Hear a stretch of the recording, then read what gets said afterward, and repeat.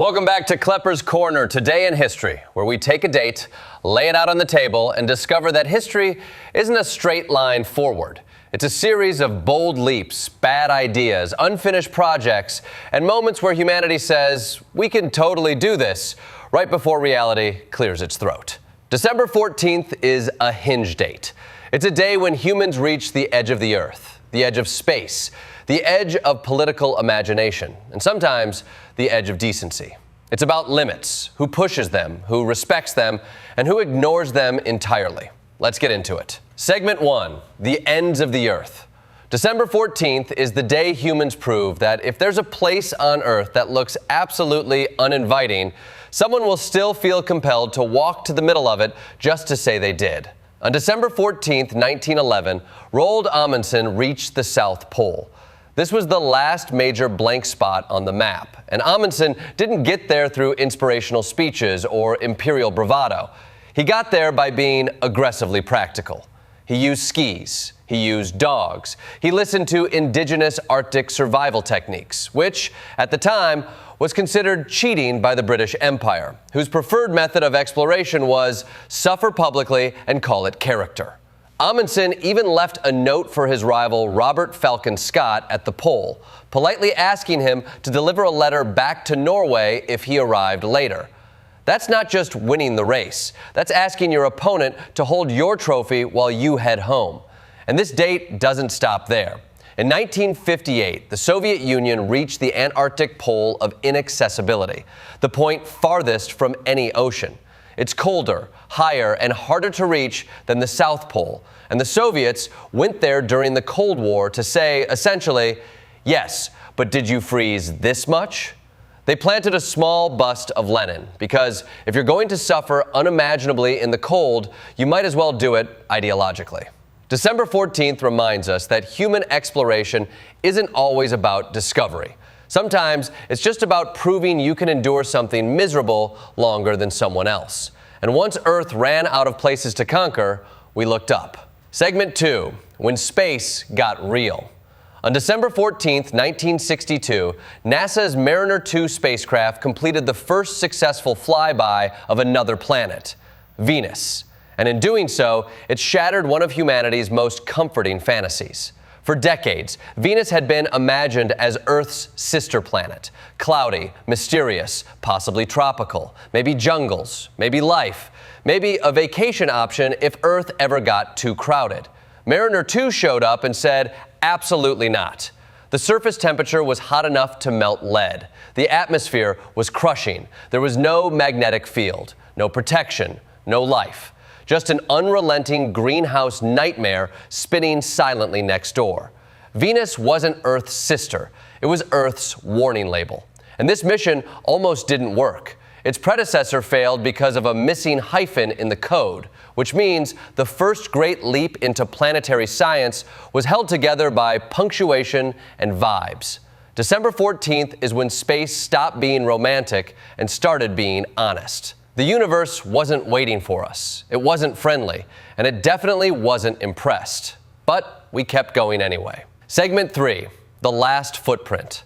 On December 14th, 1972, Gene Cernan stepped off the moon for the last time. As commander of Apollo 17, he delivered a hopeful speech about humanity's future in space, about returning someday with peace and purpose. And then he climbed the ladder. And that was it. No human has walked on the moon since. Not because we couldn't, because we didn't. Because budgets changed, priorities shifted, exploration gave way to management. Bold visions got replaced with spreadsheets. We went from walking on another world to arguing about funding lines. And the moon just sat there, unchanged, watching us decide that low Earth orbit was good enough. December 14th marks the moment when humanity stopped moving outward and started circling itself instead. And while exploration paused, power kept reorganizing itself down here on Earth. Segment 4, building order out of chaos. December 14th has a habit of producing political systems designed to stop things from falling apart, even if they don't quite work. On December 14, 1995, the Dayton Accords were formally signed, ending the Bosnian War. It stopped the deadliest conflict in Europe since World War II. And that matters. Peace matters. But the system it created was fragile, complex, and deeply bureaucratic. Bosnia became a country held together by paperwork, international oversight, and everyone agreeing not to restart the nightmare. It worked in the sense that the violence stopped. But it also locked ethnic divisions into the political structure itself, proving that peace agreements can freeze conflicts instead of resolving them. The same logic existed much earlier. On December 14, 1819, Alabama entered the Union as a slave state, carefully balancing free and slave states in the Senate. This wasn't unity, it was a stalemate masquerading as progress. And in 1918, on December 14th, Britain held its first election allowing women to vote. But only some women, over 30, with property. Change, but carefully rationed. December 14th shows us how power adapts just enough to survive, never more than it has to. And sometimes people decide that isn't enough. Segment 5, when authority breaks. On December 14, 1825, Russian officers launched the Decembrist Revolt, refusing to swear loyalty to a new czar and demanding constitutional reform. They failed badly. Leadership didn't show up. Communication collapsed. The czar ordered artillery fire. The revolt ended in blood, exile, and execution.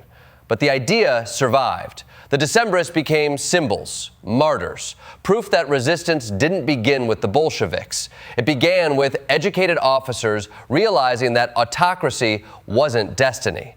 December 14th teaches us that failed revolutions can still shape history, because ideas don't die just because cannons are louder. And sometimes authority doesn't fall in a square, it fades in a bedroom. Segment 6, the body fails. On December 14, 1799, George Washington died. Not from battle, not from politics, from doctors. Washington likely had a severe throat infection. His physicians responded by removing nearly half his blood, blistering his throat, inducing vomiting, and generally doing everything except stopping. Through it all, Washington remained calm. His final words were simple, "'Tis well." His death shocked the young nation. It unified rivals. It reminded Americans that the Republic wasn't held together by one man, and that even legends are fragile. December 14th reminds us that power ends, bodies fail, and history keeps moving whether we're ready or not.